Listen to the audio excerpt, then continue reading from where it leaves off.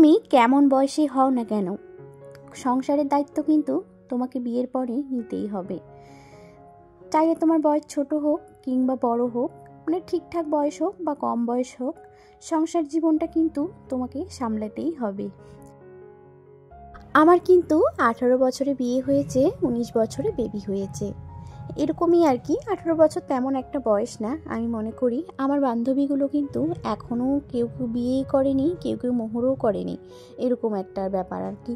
আর আমার এদিকে দেখো 3 বছর 3 মাসের বেবি আছে। তো এটাই হচ্ছে একটা কথা আর কি। কারো বিয়ে একটু তাড়াতাড়িতে হয়ে যায়, কারো আবার একটু দেরিও লাগে, কিন্তু সংসার একদিন না একদিন সবাইকে করতে হয়। প্রথম প্রথম কিন্তু সব কিছু একদমই পারিনি, মানে কাজ এখন পর্যন্ত তোমাদের সঙ্গে শেয়ার করি যে আমি রুটি করতে পারি না ভালো, মানে বিশেষ একটা গোল রুটি করতে পারি না, বা যখন একটু সেকি তখন কখনো কখনো পুরা লেগে যায়, এরকমটা হয় আর কি। অনেক কাজই প্রথমে পারতাম না, এখন আর অবশ্য আলহামদুলিল্লাহ একটু একটু করে কাজগুলো শিখে নিচ্ছি। আমরা নারী, আমরা সবে পারি, চেষ্টা করলে কিন্তু একদিন না একদিন সব কিছুই সম্ভব হয়ে যায়। যে রাধে সে চুলো বাঁধে, কথাটাই তো পড়ে আছে, তাই না বলো? তো চলো এখন একটু ভিডিও প্রসঙ্গে আগে কথা বলে নিই। সকালবেলা উঠেই কিন্তু বাইরে চলে গিয়েছিলাম। হাজব্যান্ড কিন্তু ওখানে যে শাকটা ফেলেছিল না, শাকের বীজ, ধনে পাতা, তারপরে লাফা শাক, ওই শাকের বীজটা থেকে একটু একটু করে মানে চারা রোপণ হচ্ছিল আর কি। তো সেটাই দেখতে গিয়েছিলাম। ওখান থেকে এসে প্রথমে কিন্তু সারা বাড়ি ঝাড় দিলাম, একদম উঠান থেকে ধরে, তারপরে বাড়ির সামনেরটা আর এদিকে গোয়ালঘর সব কিছু ঝাড় দিয়ে চলে এসেছি রান্নাঘরে। এসে কিন্তু আগে চা করে নিয়েছি। হাজব্যান্ড আমি বাবু চা খেয়ে চলে আসলাম এখন ঘরে। আর এইদিকে দেখো তোমাদের সঙ্গে যে শেয়ার করলাম আমার হচ্ছে স্টানটা, কালকে কিন্তু হাজব্যান্ড আমাকে একটা সারপ্রাইজ গিফট বলতে পারো, সেই সারপ্রাইজ গিফট দিয়েছে। তো আমার যে স্টানটা ছিল সেটা না ভেঙে গেছে, সেটা তোমাদের সঙ্গে একটু পরেই শেয়ার করব, তোমরা এখন বুঝতে পারবে। তো হাজব্যান্ড একদিন ভিডিও করার নিয়েছিল, ভিডিও করতে গিয়ে পিছনে হেলান দিয়েছে, তো সেই কারণে কিন্তু ভেঙে গেছে।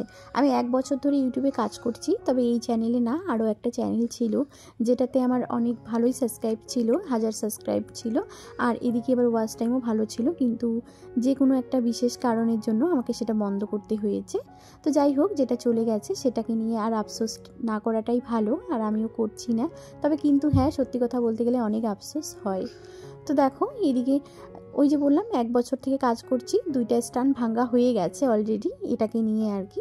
তো এখন একটা নিয়ে এসেছে যেটা দিয়ে আমি আজকে ভিডিও করছি, সেটাই কিন্তু হাজব্যান্ডের সঙ্গে একটু শেয়ার করলাম বা দেখাচ্ছি যে দেখো এটা কিন্তু এভাবে ভেঙে গেছে, বা এটা এরকম। ও বলছিল এটা একটু আলাদা, এটা একটু আলাদা, কিন্তু হ্যাঁ এই যে স্ট্যান্ডটা নিয়ে এসেছে আমার আগের 2টার থেকেও কিন্তু এটা অনেক ভালো, আর একটু প্রাইসও বেশি, সে কারণে হয়তো একটু বেশি ভালো আর কি।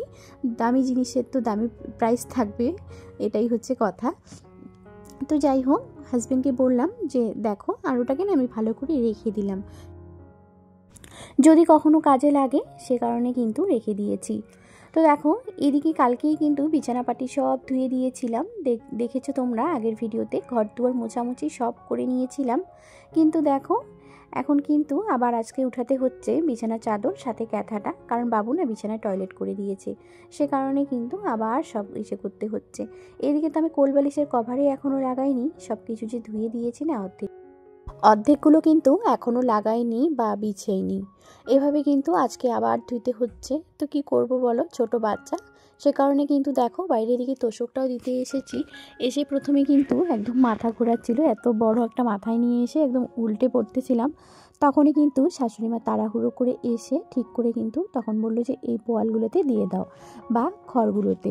তো এখানে দিয়ে দিয়েছি, আর এদিকে দেখো কাপড় চোপড়গুলো সব এনে কিন্তু ফুলিয়ে রাখলাম। তার সাথে সাথে কিন্তু কোলবালিশটা ওই জায়গাটা না একটু কেমন ভেজা ভেজা লাগতেছে, সে কারণে কিন্তু সেটাকেও রোদ্রে দিয়েছি। আর এখন দেখো কলে কিন্তু পানি এসে গেছে, সেজন্য কিন্তু যেটা হাজব্যান্ড ড্রাম এনে দিয়েছে আমাকে, সেই ড্রামে কিন্তু ভর্তি করে এখন পানি রাখতেছি। আর এভাবে পানিগুলো রাখলে না কাপড় ধুতেও অনেক সুবিধা হয়, আর তার থেকে যখন গরম হয় তখন কিন্তু মানে গোসল করারও অনেকটাই ভালো লাগে। শীতের দিনে কিন্তু পানি এভাবে যখন একটু হালকা হালকা গরম হয়, উষ্ণ উষ্ণ একটা ভাব আসে, তখনই কিন্তু গোসল করতে অনেক ভালো লাগে।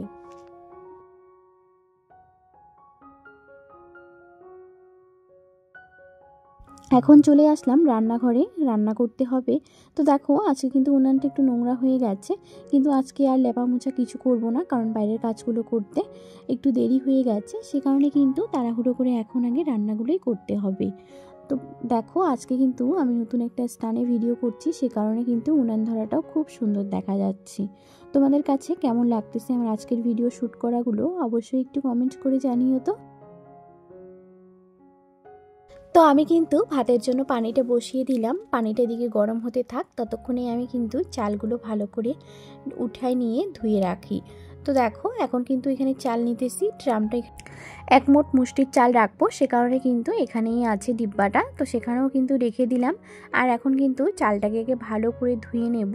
প্যাকেটের চাল তেমন একটা কিন্তু নোংরা থাকে না, তবুও কিন্তু ভালো করে ধুতে হয়, তা না হলে কিন্তু এরকম সাদা সাদা, দেখো এখনই কিন্তু সাদা সাদা পানিটা বের হয়েছে। সে কারণে কিন্তু চেষ্টা করি সবসময় ভালো করে চালটা ধুয়ে রান্না করার।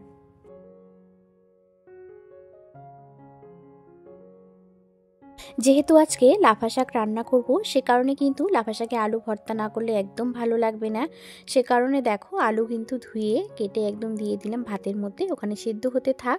আর এদিকে দেখো সকালে কিন্তু বাসন কোসন একদম মাজিনি, এখন দেখো বাসনগুলো মেজে নিচ্ছি, আগে কিন্তু ভাতটাই বসিয়ে দিয়েছিলাম। কারণ এই কাজগুলো যদি সব আগে আগে করে নিই তাহলে কিন্তু রান্নার দিকে পিছিয়ে যাব। সে কারণে কিন্তু আগে এই কাজগুলো অফ রেখে রান্নার দিকে আগে গিয়েছিলাম। ভাতটাও হতে থাক, এদিকে আমার এই কাজগুলো হয়ে যাবে। আর সকালবেলা উঠেই কিন্তু শাশুড়ি মা চা খেয়ে উনি কিন্তু আমাকে লাফা শাকটা মানে বেচে দিয়েছিল আর কি, একদম বেচে ভালো করে রেখে দিয়েছিল। তাই কিন্তু আমি শুধু এনে রান্না করব, মানে ধুয়ে রান্না করব। তো এদিকে আমাদের চা খাওয়া সবার হয়ে গেছে, টেবিলটার মধ্যে একটু নোংরা ছিল তাই একটু পরিষ্কার করে নিলাম। সাথে দেখো সিম ভাজা করে নিচ্ছিলাম, সিম আলু ভাজা, সেটা তোমাদের সঙ্গে আগে আবার বলা হয়নি। তো এদিকে কিন্তু সিমটাও ভালো করে ভাজা হয়ে গেছে, উঠিয়ে নিলাম। এখন কিন্তু ওখানেই রান্না করব লাফা শাকটা।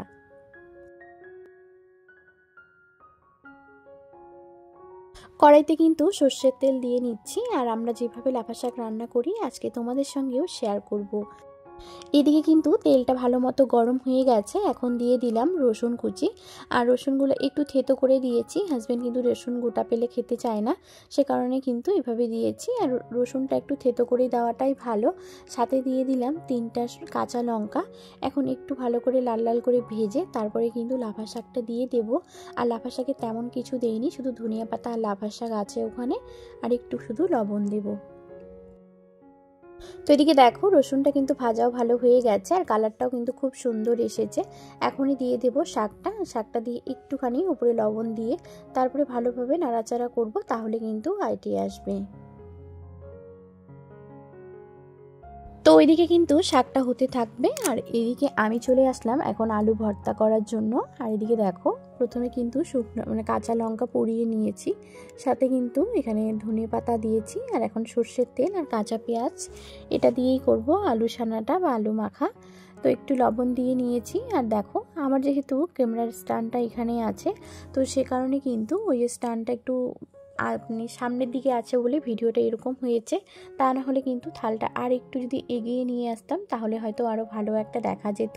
তখন না অত একটা খেয়াল করে দেখিনি, আসলে উপরে সেট করেছিলাম তো সে কারণে এই অবস্থা হয়েছে আর কি।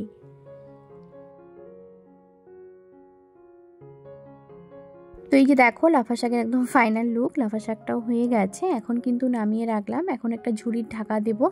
আর এদিকে কিন্তু আলু ভর্তা সিম ভাজা সব এক জায়গায় ভালো করে রেখে দেব, খাওয়ার যখন খাবো তখন কিন্তু খাওয়ার টেবিলে একবারই নিয়ে যাওয়ার সুবিধা হবে, সে কারণে কিন্তু দুইটাই একসঙ্গে করে নিয়েছি। রান্না বাড়া কমপ্লিট, ঘর গোছানো কমপ্লিট, বাসন কোসন সব মেজে নিয়েছি। আর এখানে কড়াইতে বসিয়ে দিয়েছি একটু লবণ, ভেজে নিচ্ছি, কারণ শাশুড়ি মার তো প্রেশারের জন্য লবণ খাওয়া একদম ঠিক না, কাঁচা লবণ, তাই কিন্তু লবণটাকে ভেজে নিচ্ছি। এখন কিন্তু ছান করে চলে আসলাম ঘরে। ঘরে এসে প্রথম যেই কাজ সেটা হচ্ছে এই বিছানা গোছানোটা, কারণ বিছানা গোছানো না থাকলে কিন্তু একদমই ভালো লাগে না। বিছানাটা যদি গোছানো থাকে ঘরে তাহলে মনটা কিন্তু অনেক ভালো লাগে এবং কিন্তু ঘরের লুকটাও অনেক সুন্দর দেখায়। তো দেখো যেই বেডশিটটা ধুয়ে দিয়েছিলাম সেই বেডশিটটা কিন্তু সুন্দর মতো করে শুকিয়েও গেছে, কেথাটা শুদ্ধ। আর জানো তো এতটা পরিমাণ রোদ্দু দিচ্ছে যে আর কি বলবো। কেথাটা কিন্তু ধুয়ে দিয়েছি, একটু পরেই দেখি অর্ধেকটা শুকিয়ে গেছে। তারপরে কিন্তু আরও উল্টিয়ে দিলাম, মানে উল্টিয়ে পাল্টিয়ে ভালো করে শুকিয়ে নিলাম। মানে 2-2.5 ঘন্টার মধ্যেই কিন্তু সম্পূর্ণ কেথাটা শুকিয়ে গেছে। তো দেখো আবার ওই বেডশিট ওই কেথাই কিন্তু দিয়ে দিলাম, কারণ কিন্তু বালিশ যে কভারগুলো আছে সেই কভারগুলো কিন্তু ওগুলোই আছে। তাই কিন্তু আর ভাবলাম যে বেডশিট চেঞ্জ করব না, ওটাই শুকিয়ে গেলে ওটাই বিছিয়ে দেবো। তো দেখো এখন কিন্তু সুন্দর মতো করে বিছানাটা করে নিয়েছি, সাথে কিন্তু কোলবালিশের কভার লাগালাম একটার, আর একটা দেখো খুলে গেছে, সে কারণে ওটাকে আর লাগাবো না। হাজব্যান্ড যখন বাড়ি আসবে তাকে দিয়ে কিন্তু সেলাইটা করে নেব। হাজব্যান্ড কিন্তু খুব সুন্দর সেলাই করে, সেই জন্য কিন্তু হাজব্যান্ডকেই বলবো সেলাই করতে। এদিকে অনেক কাপড় চোপড় এনে রেখে দিয়েছি, তার আগে দেখো সোফা কভারটাও কিন্তু বিছিয়ে নিতে হবে। সোফার কভারটাও ধুয়ে দিয়েছি না, সে কারণেই আর কি। তো এদিকে কিন্তু কালকে সোফার কভারটা ধুয়ে দিয়েছিলাম, ওই বিছিয়ে নিই। তোমাদেরকে বললাম না যে অনেক কাজই এখনও বাকি আছে, কালকে ধোয়াধুয়িগুলোও কিন্তু এখনও শেষ হয়নি, গোছানোটা আর কি। তো এই হচ্ছে আরেকটা ব্যাপার। এদিকে কিন্তু একে একে এখন সমস্ত কাপড় গুছিয়ে নেব। তো কেমন লাগলো আমার আজকের এই ভিডিওটা অবশ্যই কিন্তু কমেন্ট করে জানিও। আমি কিভাবে একটা সংসার সামলাই, সাথে বাচ্চা, সাথে সব বাড়ির কাজকর্ম, সাথে কিন্তু আমার নিজের দিকেও খেয়াল, সেটাই তোমাদের সঙ্গে আজকে শেয়ার করলাম।